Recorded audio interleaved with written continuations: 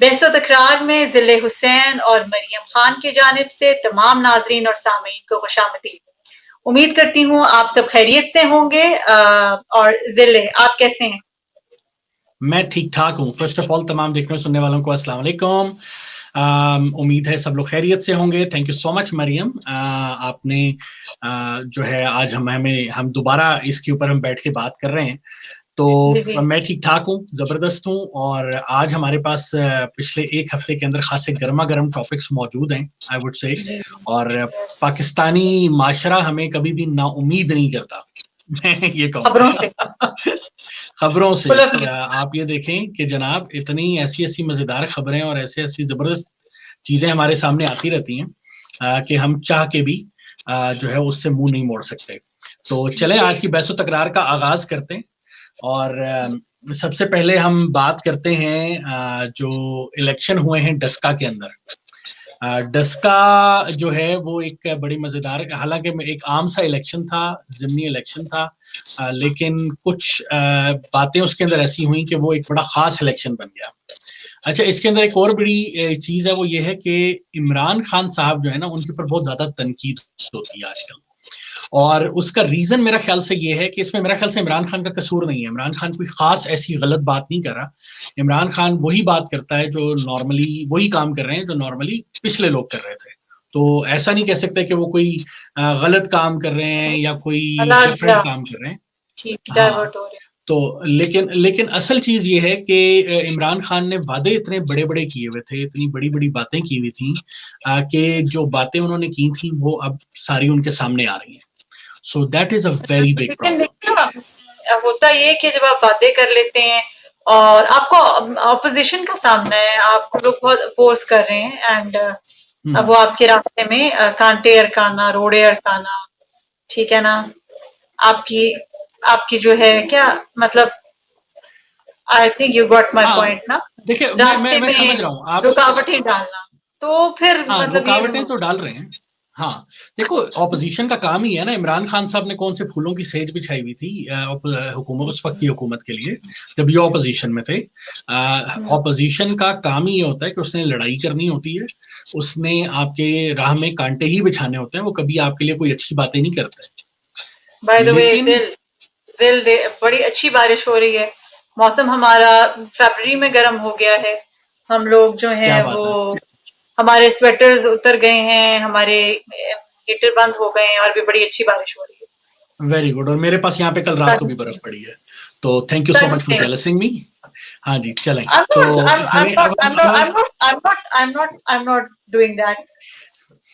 चलो अब हम वापस आते हैं। कोई बात नहीं। चलो अब हम वापस अपने टॉपिक पे आते हैं। अच्छा, तो अगर आप होना चाहते हैं तो यू आर मोस्ट वेलकम। सही बात है। अच्छा, अब हम वापस टॉपिक पे आते हैं। तो मैं ये बात कर रहा था कि इमरान खान साहब जो है ना, उनका प्रॉब्लम जो सबसे बड़ा चल रहा है वो यही चल रहा है कि उन्होंने बातें इतनी बड़ी बड़ी की हुई थी कि अब वो सारी चीजें उनके सामने आ रही हैं। अब वो सारी चीजें उनके लिए प्रॉब्लम क्रिएट कर रही हैं। तो ये एक बहुत बड़ा रीजन है कि इमरान खान को तनकीद का सामना करना पड़ रहा है। एक वीडियो बड़ी मशहूर हुई इस डस्का इलेक्शन में, उसके ऊपर थोड़ा सा वो देखते हैं और बात करते हैं। कि बदमाशी राणा सनाउल्ला बच के अज पुलिस पर्चा दे रहे हैं, भरोसे वास्ते बैठ रहे हैं, सोच समझ के जरा FIR देनी है ताकि इन्होंने कड़ीकी किसी। अच्छा, ये राणा सनाउल्ला की, I just like this term Kudki. ਇਹਨਾਂ ਦੀ ਹਵਾ ਕੱਢਾਂਗੇ, ਇਹਨਾਂ ਨੂੰ ਕੁੜਕੀ ਤੇ ਲਾਵਾਂਗੇ, ਫਿਰ ਇਹਨਾਂ ਨੂੰ मजा आएगा। अच्छा, अभी ये चीज एक जो है वो ये आ रहा है कि फिरदौस आपा जो हैं वो बात कर रही हैं शेख रशीद साहब से और उनसे मशवरे कर रही हैं इस बारे में। लेकिन एक वर्जन जो फिरदौस आपा की तरफ से आया वो ये आया है कि वो असल में शेख रशीद से नहीं बल्कि जो लवाहिकीन थे। एक्चुअली एक बड़ा सैड इंसिडेंट ये हुआ कि PTI के 2 अरकान जो हैं वो शहीद हुए हैं। मैं शहीद इसलिए कह रहा हूँ क्योंकि वो बेचारे तो अपनी उसमें लगे हुए थे और मेरा ख्याल से वो शहीद ही हैं, क्योंकि वो तो अपने कॉज में सच्चे थे ना। तो अच्छा, उसके अंदर ये हुआ कि उन्होंने जो PTI के 2 अरकान जो हैं वो शहीद हुए और नून लीग का एक रुकन शहीद हुआ। तो ये एक बड़ा सैड इंसिडेंट था इस पूरे इलेक्शन में। तो इस पॉइंट ऑफ व्यू पे मेरा ख्याल से एक पैगाम तो हमें लोगों को ये देना चाहिए कि खुदा का वास्ता इन सियासी जमातों के पीछे अपनी जिंदगियां तबाह मत करें। तो आप इस लेवल पे मत इस गिर वक्त जाएं। इलेक्शन कमीशन ऑफ पाकिस्तान कहाँ चला जाता है ऐसे वाकयात में? जब भी वो उस ऐसे पे आते वाकयात हैं। होते हैं, उनका क्या रोल होता है? वहां पे यूजुअली सिक्योरिटी होती है, जब भी कभी आप इस तरह की जगहों पे जाएं, हाँ, सिक्योरिटी लेकिन का क्या रोल था? इसीलिए उन्होंने पूरा इलेक्शन कालादम कर दिया ना, उन्होंने तो पूरा इलेक्शन ही कालादम कर दिया। तो दैट इज वन थिंग। तो उसके अंदर ये हुआ है कि इलेक्शन, चलो एटलीस्ट मिनिमम ये हुआ है कि इलेक्शन उन्होंने कालादम कर दिया। तो लेकिन चलिए हम उसको देखते हैं। लेकिन लोगों को भी ये सोचना चाहिए कि इन सियासी जमातों के पीछे अपने आप को बर्बाद ना करें, अपने आप को जलील ना करें। ये सियासी जमातों ने वोट लेने हैं, उसके बाद आपको नहीं पूछना। इन्होंने हल्के में आना है जब आपसे वोट लेने। आप अपनी सोच के मुताबिक चाहे पीटीआई को वोट दें, चाहे नून लीग को, चाहे पीपल्स पार्टी को, चाहे जमात इस्लामी को, एमक्यूएम को, किसी को भी वोट देते हैं पूरे मुल्क में, आप जरूर दें। लेकिन इन बातों को थोड़ा सा ये सोच समझ के कि इनके पीछे अपनी जानें मत गंवाएं। आपके घर में माँ है, बाप है, आप उनका सहारा हैं, चाहे वो आपकी बहनें हैं, आप उनका सहारा हैं। तो इनके बारे में हमें सोचना चाहिए कि ये इस तरह की हरकत जो है ना वो नहीं होनी चाहिए। अच्छा, फिरदौस आपा जो उनका कहना है वो लवाहिकीन से बात कर रही थी, जो 2 पीटीआई के शहीद हुए हैं लड़के। और इस बात को ठीक है फेस वैल्यू पे लिया जा सकता है, लेकिन इसको बड़ा इशू बनाया गया। इस वक्त इलेक्शन कमीशन जो है वो डेफिनेटली उसने इस इलेक्शन को कालादम करार दे दिया। और वही हमारी साफ चली शफाफ चली पीटीआई जो है, जो ये कह रही थी कि हम इलेक्शंस को चाहते हैं कि बड़े स्मूथ चला करें, हम चाहते हैं इलेक्शंस बड़े अच्छे रहा करें, फलान फलान फलान, वही अब जो है वो इसके ऊपर पिटीशन लेकर चली गई है। और वो कह रहे हैं कि इलेक्शन दोबारा नहीं होने चाहिए, वो जो 20 हल्के हैं खाली उनमें इलेक्शन होने चाहिए। तो मेरा ख्याल से पीटीआई को बातें बहुत बड़ी बड़ी कर देते हैं, तो या तो बातें करते हुए सोचा करें या एक्शन लेते हुए सोचा करें। तो ये ओवरऑल डस्का की कहानी है। और इसके ऊपर यानी मैं इतना ही कहूंगा कि पीटीआई को कोई भी काम करते हुए इस बारे में सोचना चाहिए कि जब भी वो इस तरह की कोई बात करते हैं बड़ी सी, तो उसके ऊपर उन्हें सोच समझ के कोई स्टैंस लेना चाहिए। तो एक तो ये चीज हो गई। अच्छा, दूसरा अब ये है कि इसके ऊपर बड़े सारे इश्यू जो है ना, इसके जो बाद की बातें ना वो बड़ी मजेदार किस्म की निकल रही हैं। इसके ऊपर एक बात हुई, मैं आपको लोगों को सुनाता हूँ। शिबली फराज साहब एक प्रेस कॉन्फ्रेंस कर रहे थे और उनसे एक सहाफी ने सवाल किया, आपको वो सुनाते हैं और उसके बाद इस पर डिस्कशन करते हैं। लीगल टीम से मशवरा लेंगे, मतलब कि आप अपील भी दायर कर सकते हैं फैसले के मुताबिक, तो आप इलेक्शन से भाग क्यों रहे हैं? हम इलेक्शन से भाग रहे हैं, ये आपकी ज़हन की इख्तराव एक तो हो सकती है, तो आप अपनी ज़हन की जो इख्तरा है वो हमारे उस पर ना लाएं। अच्छा, ऐसा चीफ इलेक्शन कमिश्नर एक आईनी इदारा है, बिल्कुल है, कमिश्नर बिल्कुल है, और था भी। और उसने कहा है कि पंजाब की हुकूमत नाकाम हो गई है, हल्के में अवाम को तहफ़्फ़ुज़ देने में कत्ल हुए, माहौल खराब हुआ है, इस वजह से इलेक्शन। क्या बुज़दार हुकूमत को इस्तीफा नहीं देना चाहिए? बिल्कुल नहीं देना चाहिए। मेरा ख्याल है कि आपको साफत छोड़ देनी चाहिए। अच्छा, अब आप ये देखें, जो शिबली फराज साहब हैं ये इंफॉर्मेशन मिनिस्टर हैं, द ग्रेट अहमद फराज साहब के बेटे हैं। और ये बात कैसे कर रहे हैं, ठीक है, अगर ये मतीउल्लाह जान था बेसिकली सहाफी जो सवाल कर रहा था, आपको वो सवाल पसंद नहीं आया। मतीउल्लाह जान पीटीवी न्यूज रावलपिंडी या इस्लामाबाद, हमें बहुत हम बचपन में थे तब इनकी रिपोर्टिंग सुना करते थे। मतीउल्लाह जान पीटीवी न्यूज कराची, राइट। तो तो मतीउल्लाह जान को बेसिकली कहा जाता है नून लीग का वो है सहाफी है, ठीक है, होगा। जिस तरह से बहुत सारे और सहाफी हैं, खाबिर घुमन हो गया, या इस तरह के जितने नए बड़े सारे सहाफी आ रहे हैं, या शहबाब, वो क्या नाम है, भट्टी साहब जो हैं, जो आजकल मरासियों वाला प्रोग्राम कर रहे हैं। तो ये सारे लोग जो हैं ये बेशक के इनका ताल्लुक मुख्तलिफ जमातों से है, लेकिन इसका ये मतलब नहीं है कि आप इसको इस तरह से स्नैप करें और आप इसके साथ बदतमीजी से बात करें। आप अपने पॉइंट ऑफ व्यू का इजहार करें, आप उसके सवाल का जवाब दें। आप अभी जो सिचुएशन आप उसके सवाल का जवाब दें। और शिबली फराज जैसे शख्स के ऊपर मुझे लगता है कि इसको ये बात सोच समझ के करनी चाहिए थी, इसको इस तरह से इस बारे में बात नहीं करनी चाहिए थी। ये मेरा पॉइंट ऑफ व्यू है। और मेरा ख्याल से शिबली फराज को मतीउल्लाह जान से माफी मांगनी चाहिए, और अगर ये माफी नहीं मांगते तो बाकी सहाफियों को, this is my opinion again, इनका बाइकआउट करना चाहिए, वरना इनकी रौनक में मजीद इजाफा होगा। तो ये था ओवरऑल बेसिकली डस्का की कहानी। उनकी टोन हमने नहीं सुनी। मतीउल्लाह जान साहब की, उनकी टोन कैसी थी जिसके ऊपर ऐसा जवाब आया? ऐसे ही तो आप ग्रिल नहीं हो जाया टोन अभी आपको सुनाई है ना, अभी मैं आपको दोबारा सुना देता हूँ, ये देख लीजिए। नहीं, शिबली फराज की टोन हमने सुनी है कि उन्होंने जवाब देते हुए सुना है, क्वेश्चन करते हुए नहीं था। अभी आप दोबारा गौर से सुनिए, अभी आपको देखिए, आपको मतीउल्लाह जान की आवाज भी आएगी। आप कह रहे हैं लीगल टीम से मशवरा लेंगे, मतलब कि आप अपील भी दायर कर सकते हैं फैसले के मुताबिक, तो आप इलेक्शन से भाग क्यों रहे हैं? हम इलेक्शन से भाग नहीं, ये आपकी ज़हनी की इख्तराव एक तो हो सकती है, तो आप अपनी ज़हन की जो इख्तरा है वो हमारे उस पर ना लाएं। अच्छा, ऐसा चीफ इलेक्शन कमिश्नर एक आईनी इदारा है। बिल्कुल है। अच्छा, इसमें फिर दिन वो हो जाता है कि आप किस, जैसे अभी आपने बोला कि ये जो है नून को रिप्रेजेंट करते हैं, इसमें ये बहुत अहम रोल होता है कि एक मिनट यहाँ पे क्लैरिटी करें। ये इनके ऊपर इल्जाम है कि ये नून को सपोर्ट करते हैं, जिस तरह हर सहाफी। तो वही बात हो गई ना, ये मेरा मतलब है जी, मैं भी ये कह रही हूँ। देखो ये इल्जाम है ना, वो तो नहीं मानते इस बात को। नून तो मैंने नून के बारे में सुना कि ये बाय करते हैं इनको, ये इनको बाय करते हैं, ये जो होते हैं। तो यार मेरी बात सुने, पीटीआई इनको बाय नहीं करती, आप देख लें। नहीं करती तो नहीं क्यों नहीं, मैं 100% देखिए, इनके मीडिया सेल के लोग हैं। आजकल वो एक खातून आ रही है मलिया हाशमी, सिद्दीक जान एक रिपोर्टर है, वो हो गया। ये जो भट्टी साहब हैं, इनका नाम मुझे पता नहीं, एकदम से ज़हन से निकल गया। और गवर्नमेंट चैनल्स को तो वैसे ही अलाउ नहीं होता कि आप खिलाफ बात करें, सिर्फ प्राइवेट चैनल्स को अथॉरिटी है कि वो जो दिल करता है वो। नहीं ये बात आपकी ठीक है, लेकिन इसके अलावा एक ये भट्टी साहब आपके हो गए, उसके अलावा वो जो साद रसूल है दुनिया न्यूज पे आता है, खाबिर घुमन हो गए, ये दुनिया न्यूज पे आता है, ये सारे पीटीआई के रिपोर्टर्स हैं, पीटीआई के सहाफी हैं ये।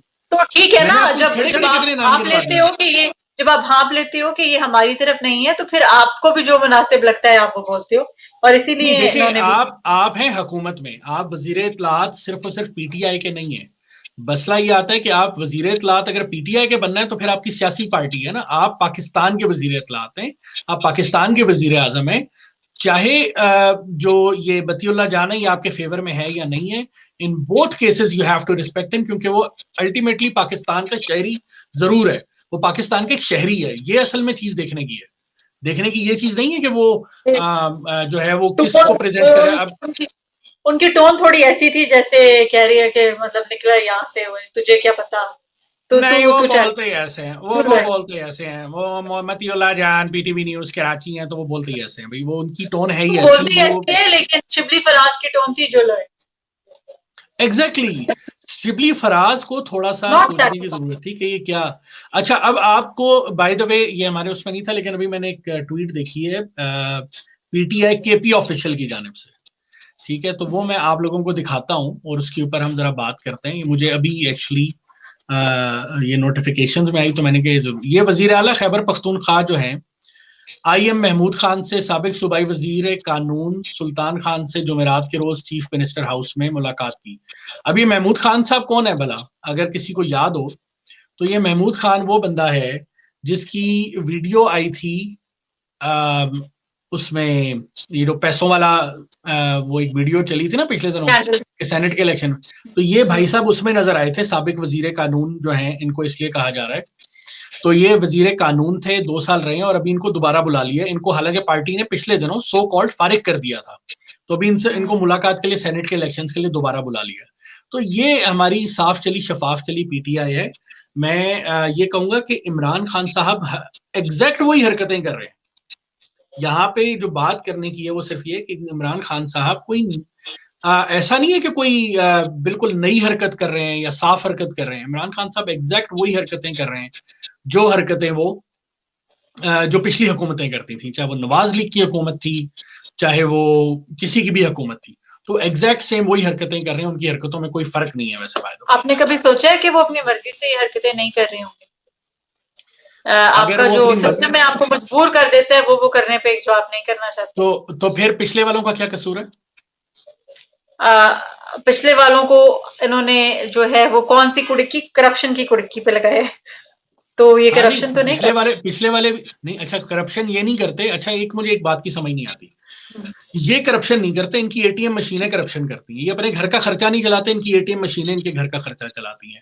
ये बैरूनी दौरे अपने खर्चे पे नहीं करते, बैरूनी दौरे इनकी एटीएम मशीनें इनके खर्चे पे कराती हैं। लेकिन ये करप्शन नहीं करते, इनकी एटीएम मशीनें करप्शन करती हैं। जिल इनकी जो एक सेकंड जिल ओके बट यू नो ये जो भी फॉरेन टूर्स की आप बात कर रहे हैं दौरे करने, वो गवर्नमेंट के उसमें होते हैं, गवर्नमेंट करवाता है, गवर्नमेंट के खर्चे मैं उसकी बात पर्सनल तो नहीं हो रहा है ना। और अगर आप देखें तो मैं ये बात कर रहा हूँ फॉरेन टूर्स को आपने पकड़ लिया है, लेकिन असल में बाकी चीजें भी तो देखे ना, इनके सारे के सारे खर्चे इनकी आपने पकड़े चलाती हैं। आपने पकड़ा है, मैंने तो नहीं पकड़ा। और जहां तक घर के खर्चे की बात है, ये तो दिखाते हैं कि इनके छोटे से घर हैं एंड दिस एंड दैट, तो इस तरह फिर घर है 300 कनाल का घर छोटा होता है।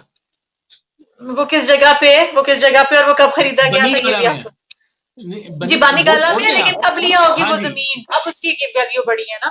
अगर वो 20 साल पहले लिए तो वो तो ऐसे जंगल था, उसकी मेंटेनेंस होती है। 300 कनाल जमीन खरीदना मुश्किल नहीं होता, उसकी मेंटेनेंस होती है। क्या हो गया यार आपको, आप लोग आंखों पे पट्टी बांध लेते हैं बिल्कुल, और आंखों पे पट्टी बांध के आप इस तरह से बात करते हैं। तो ये देखिए, मैं ये नहीं कह रहा हूं इमरान खान कोई बहुत ही बुरा आदमी है। इमरान खान को मैं ये कह रहा हूं कि वो एग्जैक्ट सेम वही हरकतें कर रहा है जो पिछले वाले करते थे।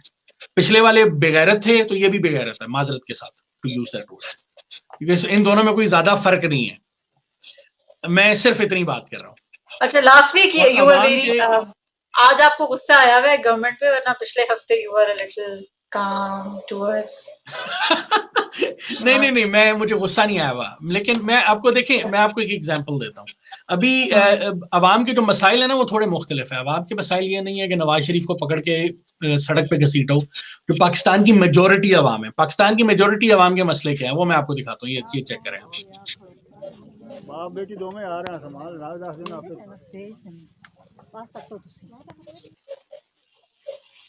इसलिए तो 100 में एक होता है। आप इसको ना कहेंगे हर घर का, नहीं, हर घर का मसला बेशक नहीं होगा, लेकिन अवाम के मसले इस तरह के हैं। ये बंदा बेसिकली अपनी बेटी के साथ जा रहा था, और जाते हुए इसको वडेरे ने छेड़ा, इसने उसको मना किया, उसने इसको मार दिया आगे से। यानी जितना ताकतवर बंदा है, बेटी का क्या बना? बेटी का इसमें मेंशन नहीं है रिपोर्ट के अंदर, लेकिन मेरा मकसद बात करने का ये है कि बेटी को जाहिर सी बात है उठा के लेके होगा वडेरा, पुलिस कोई एक्शन नहीं ले रही, या उसने चुप करा दिया होगा इनको जोर जबरदस्ती करके। इससे ज्यादा क्या होगा, यानी इससे कम तो कुछ नहीं हुआ होगा। बाकी बाप मार दिया, जिसकी बुनियाद पे वो बच्ची जो थी अपनी वो कर रही थी, उसका जिंदगी गुजर रही थी, तो बाप तो मर गया। अब वो जाहिर सी बात है उन वडेरों की उसके ऊपर होंगे ना। अच्छा, या बेसिकली पंजाब में वडेरे नहीं होते, बाय द वे, ये जो इसके बारे में ये यूज हो रहा था, पंजाब में चौधरी होते हैं नॉर्मली। अभी आप जिस इलाके में रहती हैं, वहां पे भी एक चौधरी बड़ा मशहूर है, ठीक है। और बोलने की जरूरत नहीं, मैं नाम नहीं लेता उसका, लेकिन वो इंतहाई बदमाश और कब्जा माफिया किस्म का बंदा है। उसके ऊपर कोई हाथ नहीं डाल सकता, सिर्फ इसलिए कि उसके ऊपर बहुत सारे मुक्तदिर हलकों की, हालांकि उसका ताल्लुक नून लीग से है, लेकिन आज भी उस पर कोई हाथ नहीं डाल सकता। आज भी उस पर कोई हाथ नहीं डाल सकता। मैं खुद उस इलाके में रहा हूं, मेरा अपना घर उसने कब्जा किया था। बेसिकली हमारा अपना घर उसने कब्जा कर लिया था एक टाइम पे। तो वो कैसे छोटा था, दैट्स अ डिफरेंट स्टोरी। लेकिन कहने का मकसद ये है कि ये लोग जो हैं, ये इन्हीं सियासी पार्टियों में आते हैं, आके और इस तरह की हरकतें करते हैं। तो इनको सोचना चाहिए, इनको थोड़ा सा यानी हमारी आवाम को सोचना चाहिए कि इन मसाइल को अपने इतना पर्सनलाइज्ड मत बनाएं। ये मसाइल जो है ना, वो हमारे मसाइल और हैं, इन हुक्मरानों के मसाइल और हैं। इनको अपना माई बाप या पैगंबर बनाने की हमें जरूरत नहीं है, सिर्फ इतनी सी बात है। तो दैट्स द मेन थिंग। अच्छा, तो जनाबे अली, अगला हम चलते हैं। एक ट्वीट आई थी आमिर लियाकत हुसैन साहब की तरफ से। मूड को थोड़ा लाइटन अप भी करते हैं और थोड़ा मजीद गुस्सा करते हैं। आमिर लियाकत हुसैन साहब, अच्छा, ये डिसाइड कर ले कि मूड को लाइटन अप करना है या गुस्सा करना है। गुस्सा करना है, इस पे गुस्सा करना है, इससे अगले पे मैं लाइटन अप करूंगा। मैं इस पे गुस्सा करूंगा, आपने जो करना है। माय गॉड, ये बेसिकली जो तस्वीर है, ये आमिर लियाकत साहब ने, हाँ नहीं, मैं आपको बताता हूँ। ये है दुर्गा माता, हिंदुओं की गॉडेस है, ये उसकी छवि है, उसकी तस्वीर है। यही तस्वीर एक किसी ट्विटर अकाउंट पे इससे पहले लगी, जो कि एक नॉर्मल सी कोई बंदा मेरे जैसा कोई ट्विटरिया था, जिसके ट्विटर अकाउंट पे उसने तस्वीर लगाई। By the way, I have also joined Twitter now. I mentioned it to you. So I wanted to mention in the show as well. हाँ जी, मरियम को फॉलो करें ट्विटर के ऊपर। तो अच्छा ज़ेल, इसके साथ एक और बड़े, मैं आपको एक बात बताऊं, ठीक है? अच्छा जी जी सही, जी बोले ये बोले, पहले आप बात हम ये करिए। डिस्कस करें। नहीं हम पहले ये नहीं, डिस्कस करें। मैं काफी देर से बोल रहा हूँ, अब आप बात कीजिए, कोई बात नहीं। नहीं, मेरी बात इससे रेलिवेंट नहीं है, तो अच्छा चले, फिर रहने जी दें, फिर जी रहने दें। अच्छा, अब इसमें ये है कि ये मोहतरम ने पहले ट्वीट की, इनको मेरा ख्याल से किसी ने व्हाट्सएप किया होगा कि डॉक्टर साहब चुप के रखो काम, कोई मसला नहीं है। तो डॉक्टर डॉक्टर साहब जो आमिर है लियाकत वो, हुसैन, हाँ जी, आमिर लियाकत हुसैन साहब, तो इन्होंने जो है ये ट्वीट कर दी। इस ट्वीट का पस मंजर ये है कि मरियम नवाज ने पिछले दिनों एक पैगाम दिया था, बयान दिया था, उसमें उन्होंने कहा था अब ये मेरा दूसरा रूप देखेंगे, ठीक है, जो इसके दुर्गा माता के साथ आ रहा है। अच्छा, उसमें दिल दुर्गा बहुत कुछ माता नहीं की, चल रहा, तो लफाजी से काम ले रहे हैं। हाँ चलो ठीक है, वो एक अलहदा, वो उनका काम लफाजी करना ही है। वो मोहतरमा सवाई लफाजी की और करती क्या है वैसे, बाय द वे, ठीक है, उनको वो सिर्फ लफाजी ही कर सकती हैं। और अपोजिशन का काम बाय द वे लफ्जों के ब्रस्ट मारना ही है, वो मुंह के ब्रस्ट मारते हैं, उनको आता जाता वो उनके हाथ में कुछ नहीं होता। असल में पहले तो इनके साथ इतनी बुरी हुई है ना कि इनको होश ही नहीं लेने दी, एक के बाद एक के बाद एक के बाद एक के बाद एक इनके साथ जो भी वाकयात हुए हैं, और फिर ये अब इस मकाम पे आके पहुंच गए। और जो इनके वालिद साहब हैं वो भी किसी इशू पे बात नहीं करते सिवाय इसके कि मतलब इसको उतारो, इस नियाजी को उतारो, इसके अलावा वो भी और कोई बात नहीं करते। मुल्क में जो मर्जी होता है ये बात नहीं करते, कोई और इंसिडेंट हो जाए ये लोग बात नहीं करते, बस इनको यही पता है अब हमने इसको कैसे उतारना है। मतलब वो आप ही की गेम से आप ही को प्ले करने लगे। अच्छा, ये इन लोगों की ये घटिया हरकतें अपनी जगह पे हैं, लेकिन अगेन मैं ये कहूंगा कि हुकूमती एहलकार जो होते हैं ना उनका, या हुकूमती जो वुज़रा होते हैं, हुकूमती एमएनएज होते हैं, उनके ऊपर जिम्मेदारी ज्यादा होती है। और ये जो साहब हैं आमिर लियाकत साहब, इनके बारे में तो मशहूर है, ये पहले मैंने लास्ट टाइम आपको बताया था, वो गुलाली कबीला इन्होंने बना दिया था, हमारी आई थिंक डिस्कशन हुई थी अपने पास से ही। अच्छा, अब इन्होंने क्या किया, ये इमरान खान की जब शादी हुई तो ये यानी वो बंदा, इसने कहा जी इमरान खान, इसने पूरा प्रोग्राम किया कि इमरान खान की बीवी को इद्दत के बगैर इमरान खान ने शादी कर ली, यही वो बंदा था। और इमरान खान यार को, तुम्हें क्या प्रॉब्लम है यार, तुम अपना काम करो, शादी कर ली, तुमने नहीं की, तुमने नहीं की, और तुम्हारी बीवी ने, तुम्हारे कितने किस्से चल रहे हैं यार, बस करो। तो मैं वही कह रहा हूँ ना, अब ये बंदा वो है जिसको हर किसी की अंदर कोई ना कोई इसने प्रॉब्लम इस तरह की निकालनी होती है। तो ये भाई साहब जो है ना, इनकी तो आप छोड़ रहे हैं, आम खिलाओ बस, तुम्हें वो सूट करते हैं। हाँ, तुम यानी खुद कभी अजीबो गरीब शक्लें बना रहा होता है, कभी कुछ। अब इसके ऊपर फिर इन्होंने, अच्छा ब्लास्फेमी एक बहुत बड़ा मसला पाकिस्तान का, लेकिन अब सोचने की चीज ये है कि क्या ब्लास्फेमी सिर्फ मुसलमानों के लिए है? पहले इतना नहीं था, लेकिन अब ये कि हम ज्यादा जज्बाती हो गए, हमें करने को और कुछ नहीं है ना, तो हम जज्बाती ज्यादा हो रहे हैं। तो आमिर लियाकत जो है, इसने सिंपल एक माफी का ट्वीट जो है वो इसके बाद जारी कर दी है।